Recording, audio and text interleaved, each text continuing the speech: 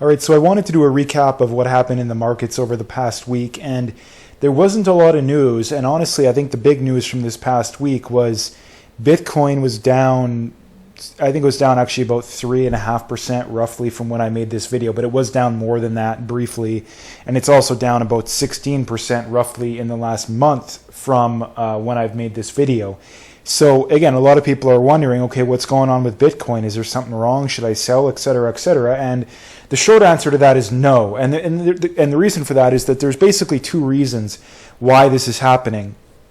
Number one, you have Mt. Gox, which is going to be returning some of their Bitcoin. And number two, you have the German government that is auctioning off some of the Bitcoin that's been seized by the government. So what does this mean? Well, this means absolutely nothing. Like over the long run, at least. Over the short term, yeah, it's bearish. But over the long run, this doesn't mean anything. I mean, I believe Mt. Gox has like 140,000 Bitcoin, and the German government is like 40 or 50,000. So you're talking about maybe 200,000 coins, and I mean that's not even as much as MicroStrategy holds. So that's basically 1% roughly of the supply. So why are people super concerned? If 1% of the supply is going to get dumped on the market, why are we down 16%, right? It doesn't add up. And again, nobody knows. I don't know what's going to happen here, but my gut feeling here is this is the last dump before we get a major run up. And another gut feeling I get is the investing podcast that I listen to all the time. Again, they're very good on stocks, which is why I listen to it. But Bitcoin, they're and crypto, they're pretty bad just because they don't really know what they're talking about. And recently, I think this was a week or two ago, so it was before the recent dump. But the one guy said, "Oh yeah, I think it's going to move lower. It's topping and it's going to move lower." And I remember it like it was yesterday. This guy said the exact same thing in January, I believe, right after the ETFs were approved and Bitcoin went down, and it's like, yep, it's about to go down, and then after that it went up like 50% or whatever the number was over the next 2-3 months. So again, I could be wrong, but usually when you have those kinds of people, when you have the Peter Schiffs of the world, when they're all taking their victory laps, like, haha, I'm so smart, I've been bearish for Bitcoin for 10 years, even it's been up 1,000% over that time or whatever the number is, and it's down 16. Look at how smart I am, right? Like usually when those people are taking their victory laps, that's when the final sellers have sold. And again, you also have to keep in mind that what are the hodlers doing? What are the whales doing? The whales are overwhelmingly still holding or buying. So I seen this chart here from Michael Saylor, and I think it's a pretty interesting chart, so I thought I would look at it. Now, you can't see the whole thing here. Actually, let's see. Yeah, I can't adjust it right now. But anyway, this is comparing a whole bunch of different asset classes. And so again, it's going back to 2011. So again, you have Bitcoin absolutely dominating the competition, up 145% year over year. Again, up 34% on the year, which is easily the best again. Next best is the IWF, that's the US 1000 growth index, 16% per year over that time. Actually, the Nasdaq has done about 19, which is better. SPY, which is the S&P, has done about 13. Gold has done 3.5. So again, Peter Schiff really eating one there. Gold is up a whole 3.5% per year over the last 13 years, compared to Bitcoin 145. So it's literally more than 10x'd it. If you look at commodities are actually down a little bit, which is a little surprising. IWD, which is the value index, is up 10% per year. Mid caps up just over 10% per year. High yield bonds 4.5% per year. Aggregate bonds 3.4. Cash 1%. Tips 2.5. Small caps 8.7. and then the REIT index 7.2. So Bitcoin is easily number one. Do I think Bitcoin? Do I think the next 13 years it's going to return 145? No, I would be very surprised if it did that well, because that would put it easily millions and millions, maybe even tens of millions per coin. My prediction is probably like 20 to 30% per year for Bitcoin. That's still going to easily beat any stock market index, and for the reason being, we as a society in the West, at least, we have two options. We can either massively cut spending, or we can inflate away our debt. And what do you think? Do you think people are genuinely going to vote for cutting spending massively? Like, no, it's not going to happen. So the most likely scenario is we're going to inflate away our debt. And what is that going to mean? Assets like Bitcoin are going to do very well. Even stocks, gold, I think will do better than 3.5% per year. Real estate, you name it. Basically anything other than cash. Bonds, I don't think will do great either, especially like your regular bonds. You know, the high yield one, the tips probably will do a little bit better, but again, still you're probably going to lose to inflation, at least not nearly as good as the other asset classes. So that was an interesting chart I thought I would bring up. And there's one other thing here.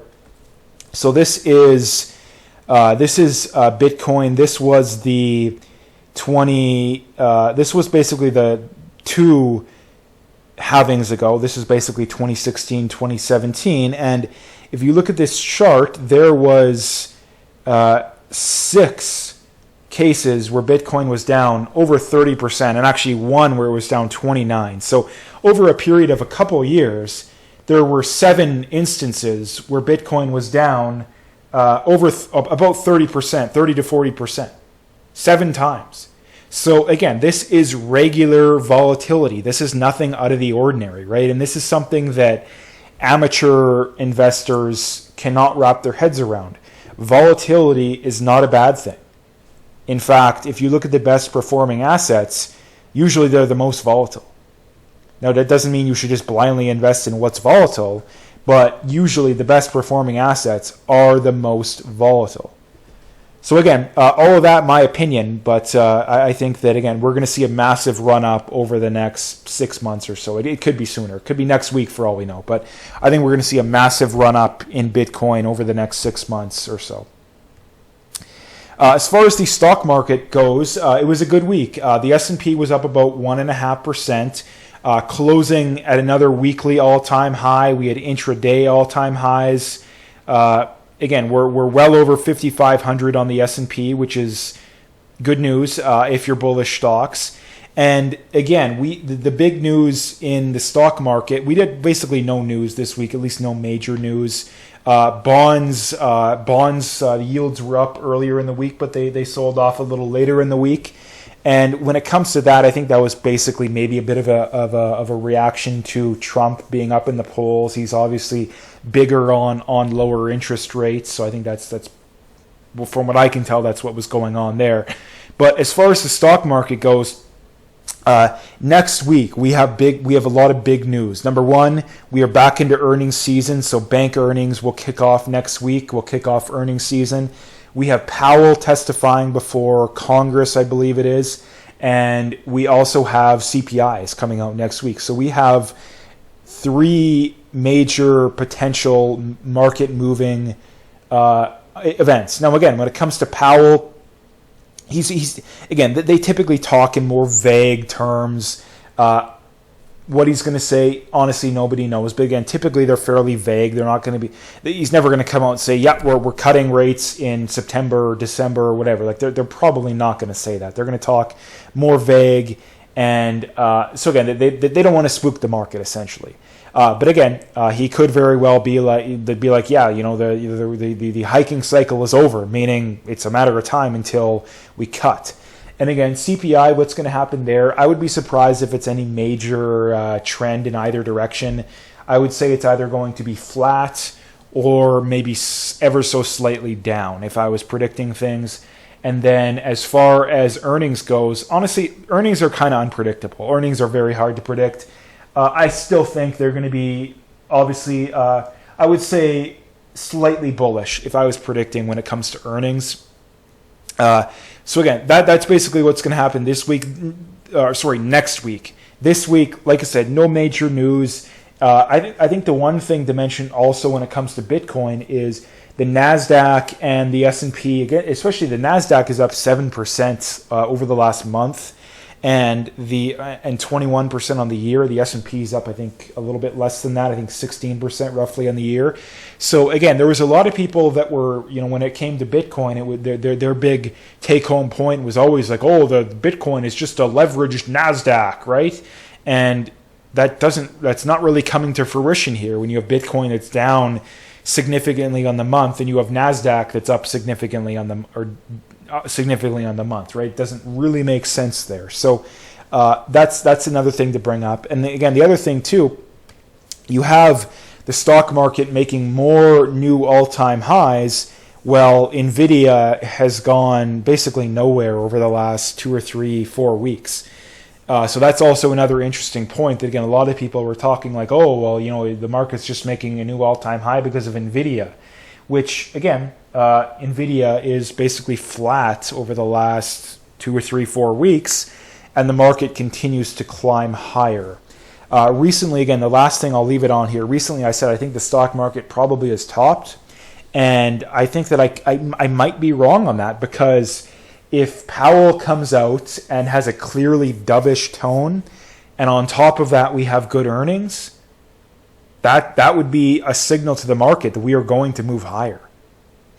So again, if we have a good earnings season and Powell talks dovish, it very well could be 56, 57, 5,800 on the S&P for all we know. 19, 20,000 on the NASDAQ. So look out for that. If I was predicting, again, I'm still slightly leaning on the bullish side when it comes to stocks. Now, does that mean I'm head over heels to buy? Not necessarily, especially the major indexes. But I am still dollar cost averaging ever so slowly. If we get a more major 5-10% pullback, then I would definitely get more aggressive. But again, there's still a lot of stocks out there that I think are buys out there right now, even though the market is definitely overvalued. But I don't think it's massively overvalued. So anyway, that is what I wanted to bring up today. If you liked the video, please like, comment, subscribe, all that good stuff, and stay tuned for more.